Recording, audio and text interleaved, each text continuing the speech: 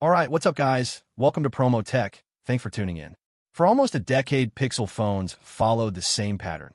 Incredible software, industry-leading cameras, and a processor that always felt just one step behind the competition. But something quietly changed inside the Pixel 11 Pro. A decision Google made years ago is finally showing its impact, and it could completely redefine what Pixel performance looks like. Let's dive right into the video. For the first time since Google started building tensor chips, the old formula is gone. Previous generations relied on modified Samsung architecture. That approach helped Google push AI features, but it also introduced thermal limits and performance ceilings that Pixel users quietly dealt with for years. The Tensor G5 inside the Pixel 11 Pro changes that entire equation. This is the first fully redesigned tensor chip manufactured by TSMC, and the results are immediately noticeable. Multi-core performance jumps roughly 34% over the previous generation, but the real story isn't just raw speed. It's consistency.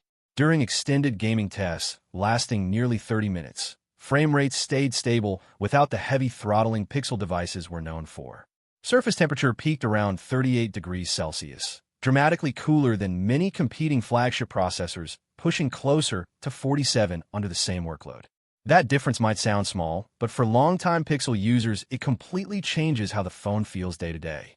Apps launch faster, heavy tasks stay smooth, and for the first time, Pixel performance sits right next to the best chips in the industry instead of slightly behind them. But Google didn't redesign this chip just to chase benchmarks. The deeper goal was AI. The new dedicated image signal processor now handles 50-megapixel raw processing in under 200 milliseconds. Night sight used to require patience. Now it feels instant. The camera still relies heavily on software magic, but the hardware finally keeps up. And this is where things get even more interesting. Gemini Nano now runs entirely on the device. Real-time translation, summarization, and contextual assistance can happen offline without relying on the cloud. That means faster responses, better privacy, and a glimpse at where Google clearly wants the Pixel ecosystem to go. Devices that think locally instead of constantly sending data away. Quick side note here, and it actually connects to what we're talking about. When you're managing a lot of digital work, files, AI tools, content, notes, things can get messy fast. Walverse is designed to solve exactly that problem by giving you a unified workspace to organize projects, collaborate, and keep everything in one place without bouncing across multiple apps. If you're curious, I'll leave it linked below. Now back to the Pixel, because another quiet improvement shows up in efficiency. Moving to TSMC's manufacturing process dramatically improves power usage. Even under heavy stress testing, the Pixel 11 Pro still manages around 6 hours of screen on time, which is impressive considering the large 6.9-inch LTPO display it's powering. Charging also finally gets an upgrade.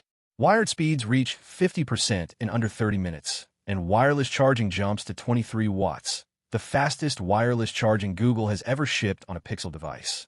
The display itself is also surprisingly strong. Peak brightness climbs to around 2000 nits with extremely accurate color calibration, even edging past what some competitors achieved on recent flagship panels. On top of that, the front glass now uses Gorilla Glass Armor 2, which reportedly triples drop durability compared to previous generations. So when you step back and look at the full picture, something unusual is happening here. The Pixel 11 Pro doesn't just improve the camera or add another AI feature. It quietly removes the one criticism that followed Pixel phones for years, the chip. And quick reminder for the community here, more than 70% of people watching these videos aren't subscribed. If you enjoy deeper breakdowns that go beyond spec sheets and actually explain what these changes mean, consider subscribing and joining the community.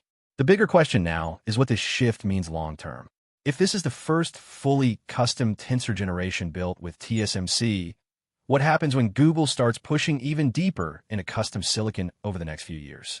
Because if this trend continues, the Pixel lineup might be entering a completely different era, one where it's no longer catching up to the competition, but quietly forcing everyone else to respond. Take care and stay safe. I'll see you in the next one soon. Cheers. Bye-bye.